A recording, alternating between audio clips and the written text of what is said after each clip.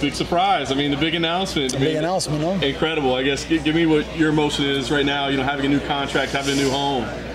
So let me share a story about Rene Couture. I reinvented myself here a long time ago, as we remember, fought in affliction.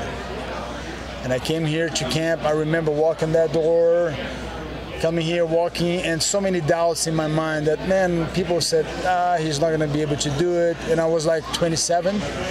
They tried to retire me since I was 22. And the concept of it is like,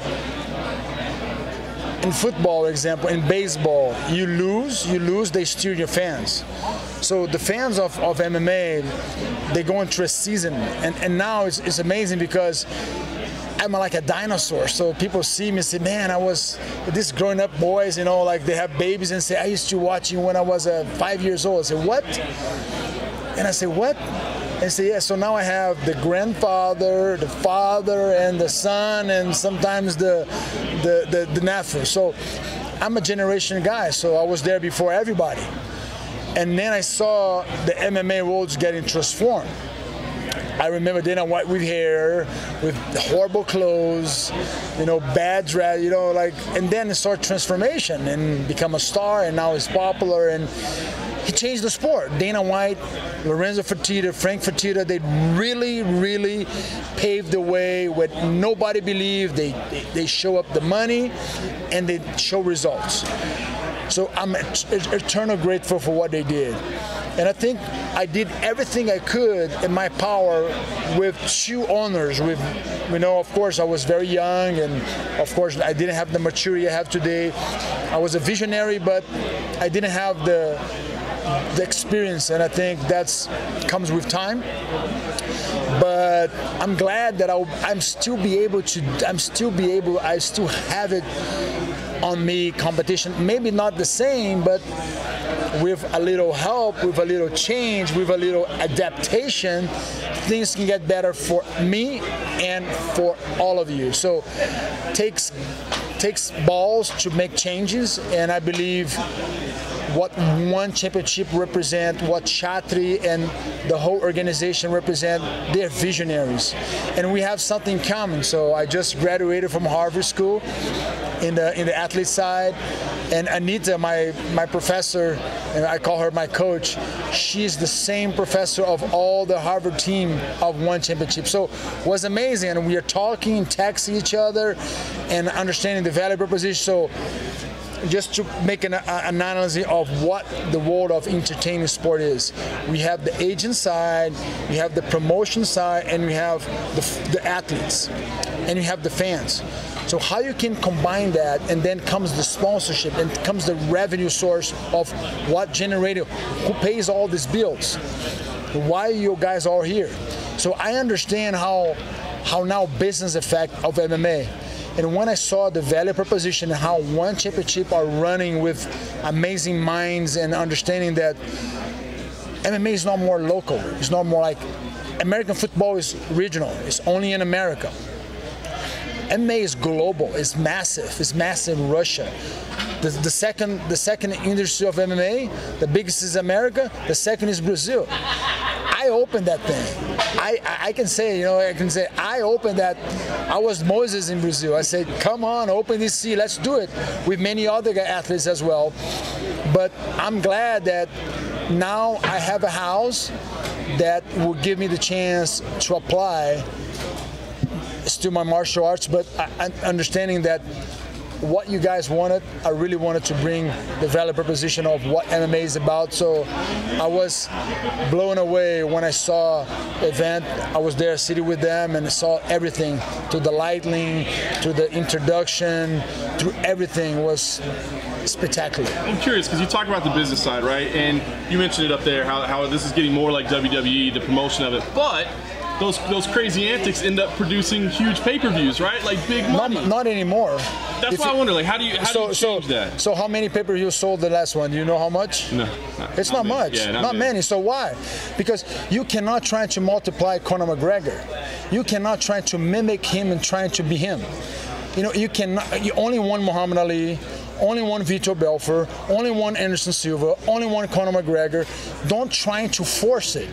And when you try to force it and you try to, so if I'm a promoter, okay, I'm gonna promote a fight. I gotta see who I'm promoting and what you have, because if I try to make you what you're not, or trying to make you that person because that person sold me more, now I'm just not giving what the fans needed. They need authenticity.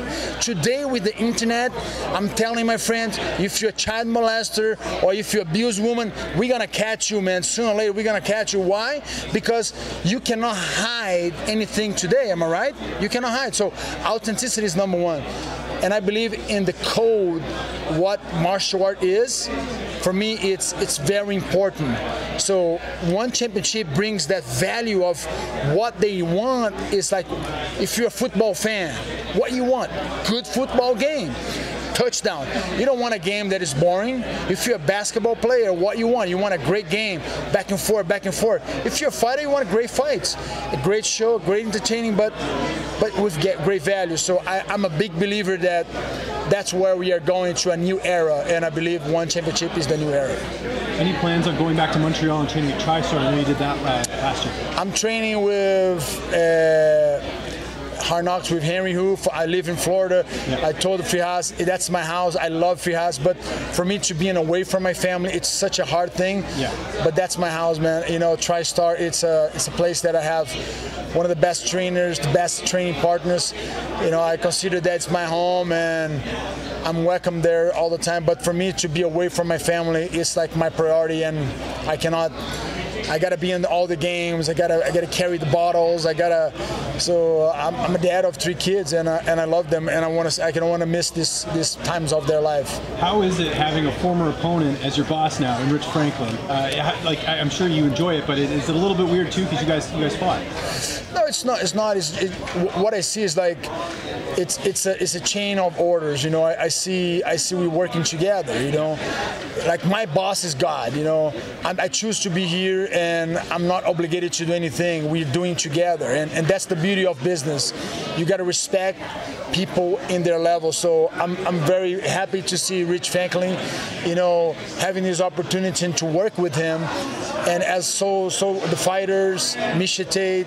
I'm excited, man, because these guys, they've been there, they know what's up. So it's amazing because they understand the fact that fighting is not just inside, it's outside as well. So my octagon doesn't have cages, man. So I always was a thinker, and I'm glad to be in this phase of my life. So a big part of fighters going abroad, a part of that conversation is they always go, oh, well, there's less stringent drug testing. We've had TRT in the past. Does that conversation even bother you anymore? What do you say to the people? Man, everybody's doping, man. UFC, even John Jones can fight in a different organization. So they can change a fight? You guys, come on, man. You're talking about that? The guy's just fighting. He's just fighting now. He was supposed to be banned. So it's ridiculous how people, the way I see it's like, come on, if you have deficiency, you have asthma, you need a thing. So I don't see a problem, you know. They should not ban the thing. They should not stop TRT, because in the end of the day, you see so many guys that are trying to do it in the illegal way. They used to criticize me, so they got busted, and they, I did it. Come on, man, just got caught. It was a milligram. You know, that's not me. He's a champion. He deserved it. What makes him a champion is not that, but the reality is, like, when you're trying to ban something to create something, I just think you have to understand that when you have deficiency in something, marijuana is a little bit now they legalize. Yeah, CBD and marijuana everywhere. Yeah, they legalize. So you got to understand, man. How old are you? I'm 27. 27. When you're 42, test your testosterone is 200, man. You're gonna need some energy, you know. Like if you're older, I encourage you to go and test and look for a good doctor and get your treatment going, because you can become young again. So you don't buy tainted supplements as an excuse? What when fighters get caught and they go, I was tainted supplements, I didn't willingly take it. I'm not judge. I don't want to judge anybody. I don't want to criticize, but I'm just saying that the only way this topic appear, because the whole sport industry is full of people trying to create an edge. And as you know, when I was taking and I was doing it, I was very reasonable. You know, I didn't hide for anyone. Everybody knew it. And the guys who get knocked out, but come on, man, you just got knocked out. by head kick for whatever. So that thing is just past, and I think we are moving to a new era, and I'm happy, very happy.